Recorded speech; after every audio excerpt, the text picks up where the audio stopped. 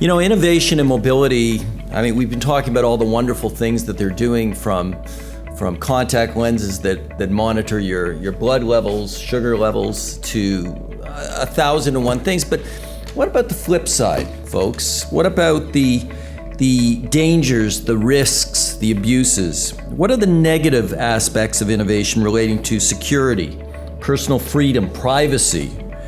You know, arguably there's about 37 million Ashley Madison subscribers that would buy off on this as a real problem.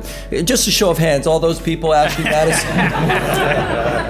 Okay, forget it. Seriously, what's the dark side of innovation and mobility? Maybe you can talk to that, and how do you safeguard some of that?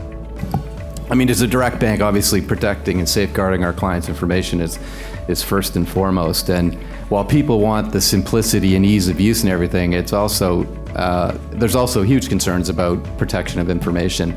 We go around the globe actually collaborating with other banks and like institutions and startups to see what, you know, not only what's going on from an innovation and banking space, but also within cyber tech and cybercrime. Most recently, we were in Israel the first week of August, our CIO and I, and went to CyberSpark in Beersheba, where it's we're basically they're forming a global center for cyber crime and cyber attacks and how to go about it. And you know, one of the things we learned about was they call it commjacking. So, you know, the interception of the signals, while these devices may be secure, the signals going across our Rogers networks and AT&T networks and Bell networks is not.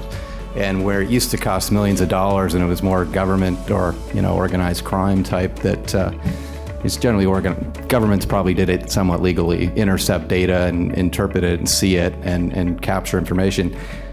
It used to be highly skilled and expensive. Now you can go buy something for $100 in a store and it's relatively, you know, low skill to actually intercept data that's going. You may see Rogers on here. We saw an example from New York where, you know, it's the screen says AT&T, but it's a pirate tower that's intercepting everything.